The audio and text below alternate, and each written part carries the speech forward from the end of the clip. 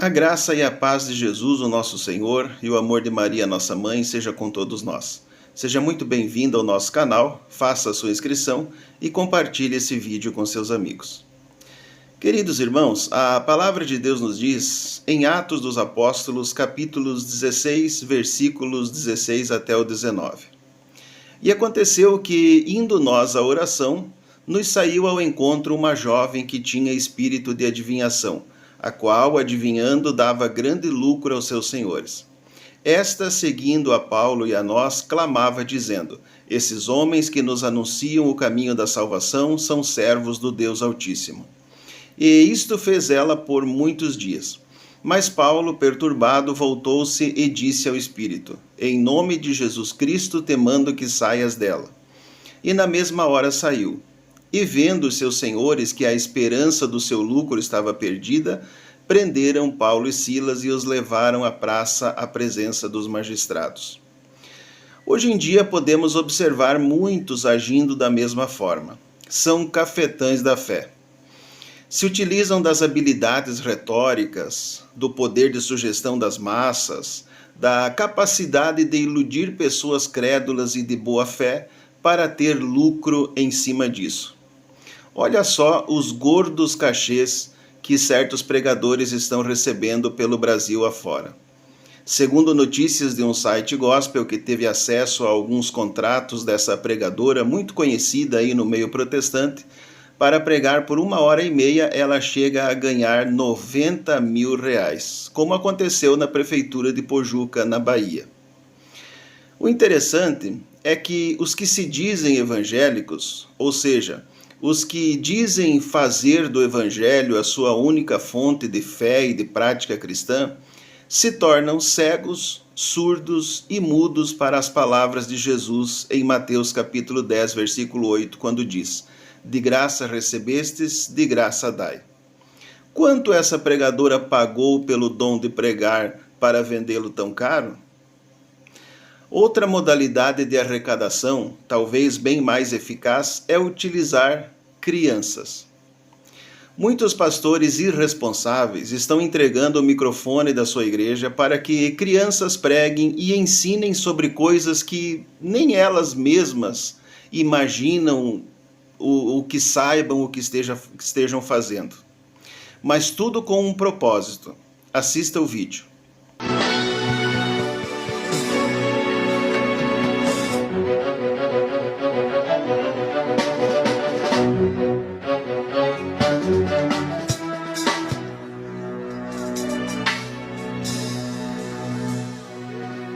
Sim, você está aqui, mas você ainda não está acreditando 100% que eu falo pela boca do meu profeta. Você está aqui dentro, você não está acreditando que eu estou falando contigo, mas eu mando o meu profeta até você. O Harry Potter do cabelo pro lado assim, ó. É Harry Potter de colar. Você aqui, ó. Acabou de descer na tua cabeça um papel bordado. Olha que loucura. Agora veja como os senhores das crianças adivinhas se utilizam delas para os seus lucros. Eu estou insistindo. A Bíblia diz: aquilo que pode você não faz, até o que ele quer será tomado. E eu não prego ameaça, mas nunca diga não ao Espírito Santo de Deus. Nunca diga não ao Espírito Santo de Deus. Eu poderia fazer porque eu não faço.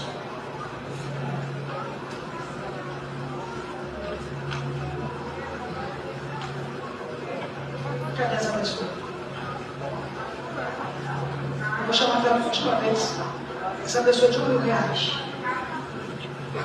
Eu creio que está aqui em nome de Jesus. 2.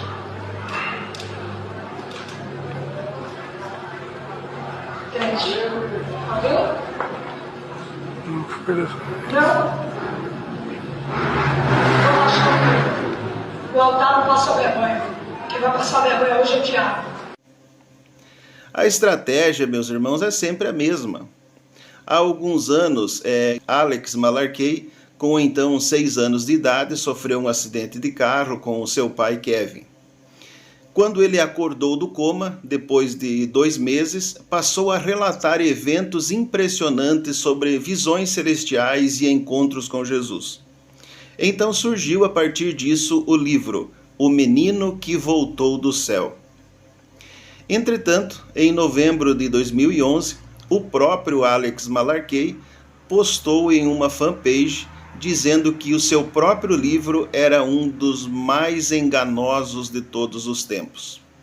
Alex declarou claramente: "Por favor, perdoe a brevidade, mas por causa das minhas limitações tenho que ser breve. Eu não morri, eu não fui para o céu. Eu disse que fui para o céu porque pensei que isso chamaria atenção. Quando fiz as alegações que fiz, eu nunca tinha lido a Bíblia.